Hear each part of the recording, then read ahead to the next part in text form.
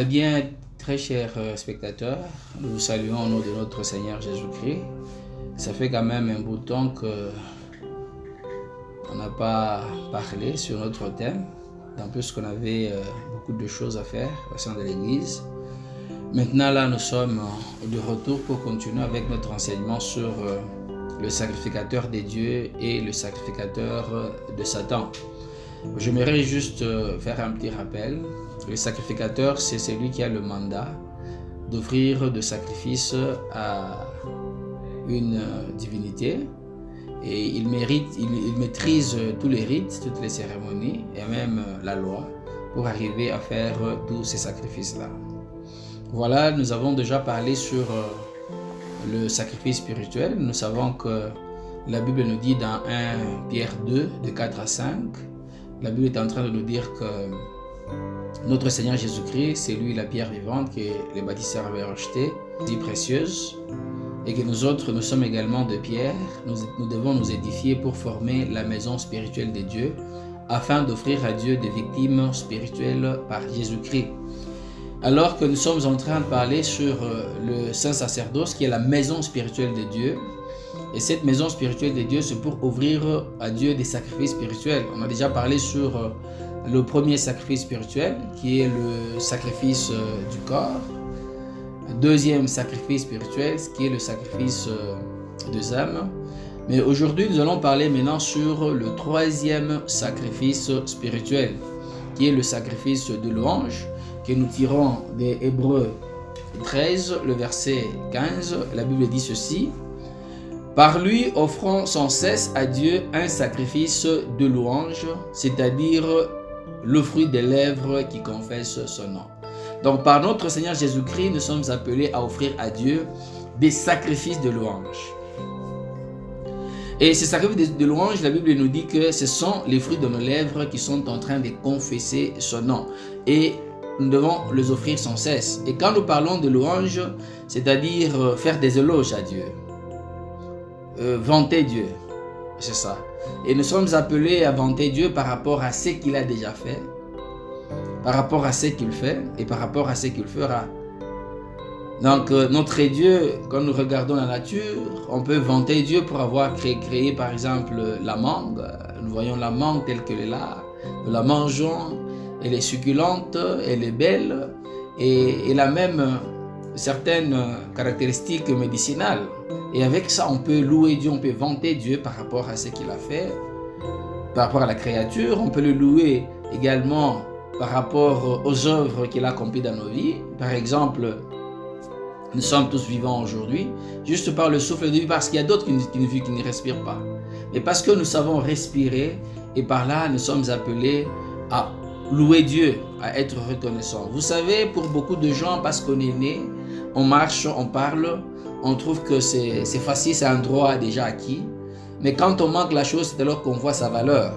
Moi, je me rappelle pendant que mon bras droit était paralysé, je pouvais être à l'église, on nous demande d'acclamer pour le Seigneur, je ne savais pas le faire. J'enviais ceux-là qui avaient tous les deux bras qui fonctionnaient. C'est alors que j'ai compris que lorsque on a tous les organes en train de fonctionner normalement, il faut louer Dieu.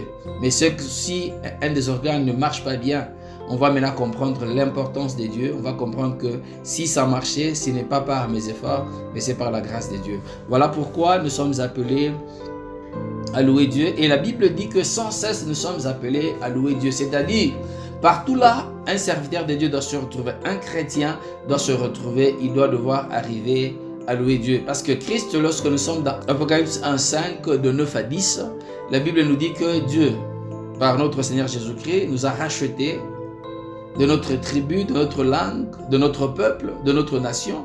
Et il a fait de nous un royaume et des sacrificateurs pour régner sur la terre. Voilà que nous sommes appelés à régner sur la terre. Nous sommes des sacrificateurs. Et un sacrificateur est appelé à offrir de sacrifices à Dieu. Et tous les rachetés présentement sont des sacrificateurs. C'est-à-dire, pour qu'un chrétien arrive à louer Dieu, il n'a pas besoin de passer par un intermédiaire. Donc tu vas voir telle personne pour dire maintenant je veux louer Dieu, soit le canal par lequel je passe, il n'y en a pas. Mais par le passé, pour faire un sacrifice à Dieu, on devait passer par un sacrificateur et c'est par là qu'on devait offrir le sacrifice. Voilà que C'est très important. Et pour régner sur la terre, nous sommes appelés à offrir à Dieu ce sacrifice parce que nous sommes des sacrificateurs. Et tu es en train de rendre grâce à Dieu, tu es en train de louer Dieu et c'est ce qui est plus important. Et là, ça mène Dieu à siéger.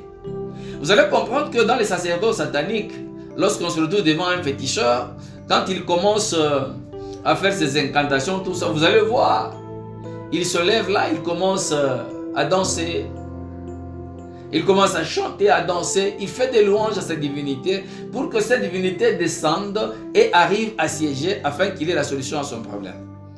Voilà que Satan est imitateur et Satan prend toutes ces choses vraiment avec beaucoup plus de sérieux pour faire en sorte que sa divinité siège. Voilà que nous aussi, enfants de Dieu, c'est très important. C'est très important lorsque nous nous levons et nous sommes en train de chercher à prier, à demander quelque chose à Dieu. Nous devons arriver à louer Dieu. C'est très important pour qu'il arrive à siéger. Mais même quand même pour nous les chrétiens, même en dehors du temps de prière, je peux être là, je parle avec des frères, je parle avec des amis, je parle avec des païens. Je suis en train de louer Dieu par mes paroles. Et là, j'appelle Dieu à siéger dans mes affaires. Et surtout dans la prière, voilà pourquoi vous trouverez dans Colossiens 4, le verset 2, je vais lire. Persévérez dans la prière, veillez-y avec action de grâce. Amen. On nous demande de persévérer dans la prière et d'éveiller dans la prière avec action de grâce. Action de grâce, c'est comme la louange, c'est-à-dire tu reconnais, tu es reconnaissant vis-à-vis de Dieu par rapport à ce qu'il a fait dans ta vie, par rapport à ce qu'il a fait dans la vie de tes voisins, par rapport à ce qu'il a fait dans l'humanité, par rapport à ce qu'il a fait, par rapport à toutes ces créatures. Voilà pourquoi on dit que le grand secret lorsqu'on se lève à prier, il faut avoir le temps de faire des actions de grâce. Et les actions de grâce, on ne les fait pas seulement par rapport à ce que Dieu a déjà eu à faire. Tu peux faire des actions de grâce à Dieu quand tu fais ta prière. Tu fais des actions de grâce sans que tu aies vu ce que tu as demandé à Dieu. Voilà, c'est très important. Donc les actions de grâce, on peut le faire avant l'accomplissement de ce qu'on demande, qu'on cherche que Dieu fasse, lorsqu'il a accompli sa promesse et même après cet accomplissement-là. Donc nous sommes en train de faire ça et surtout la bonne stratégie dans la prière, c'est arriver à faire, à rendre des actions de grâce à Dieu pendant qu'on n'a encore rien vu. Parce que lorsque tu fais des actions de grâce, avant que tu n'aies vécu ce que tu as demandé à Dieu, tu es en train de le pousser à siéger parce que ce sens de louange. Tu parles de ça et tu amènes Dieu à siéger dans ton cas. Amen. C'est vraiment très important. Quelqu'un peut être là, il demande le mariage, il dit à Dieu, Seigneur, je te rends grâce parce que tu vas me donner le mariage. Je te rends grâce parce que tu m'as créé un homme, c'est qu'il y a une femme qui m'attend quelque part et je te rends grâce parce que ma femme sera belle, chrétienne, tout ça. Tu peux commencer déjà à rendre grâce à Dieu avant que tu n'aies vécu ce que tu as déjà demandé à faire. Et les actions de grâce se font en deux dimensions. On fait les actions de grâce par rapport à la parole et on fait les actions de grâce par rapport au matériel. C'est-à-dire tu peux faire une offrande à Dieu comme action de grâce. C'est ce qui se passe actuellement. C'est ce qui se passe actuellement quand les gens sont en train de dire non, tu vois, quand tu pries, avant l'accomplissement de ta prière, tu es en train d'ériger un autel. Non, on n'érige pas un autel avec l'argent. L'argent, c'est un sacrifice. On n'érige pas un autel. L'argent, c'est un sacrifice et le sacrifice, on le place sur l'autel. Nous allons parler sur les autels spirituels. Nous allons parler toujours dans ce message ici, sacrificateur de Dieu et sacrificateur de Satan, parce que quand on parle de sacrificateur, on voit déjà l'autel. On va parler des autels, mais l'argent ne constitue pas, je répète, l'argent ne constitue pas un autel. Tu ne peux pas construire l'autel avec de l'argent, mais l'argent on pose sur l'autel.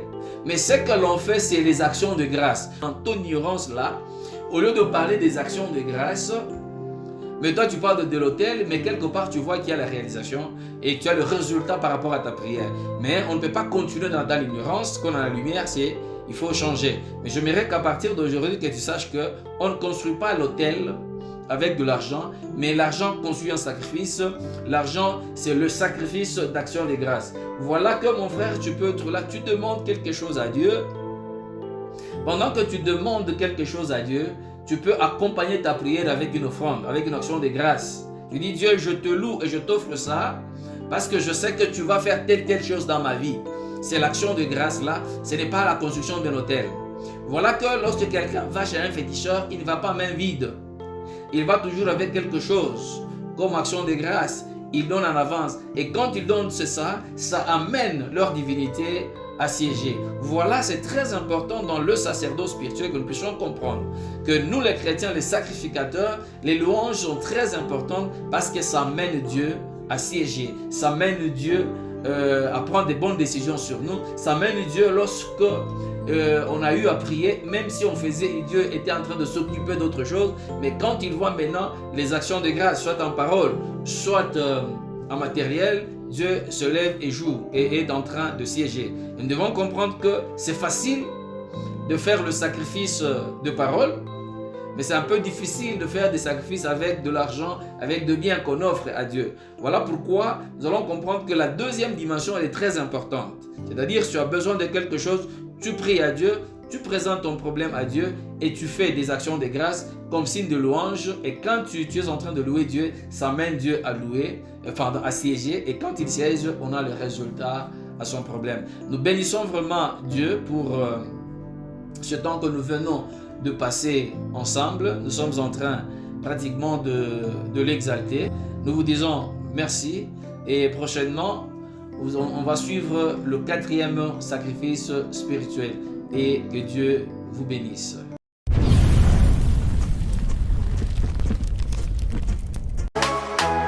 Avez-vous aimé cette prédication? Cliquez sur j'aime. Et surtout n'oubliez pas de la partager.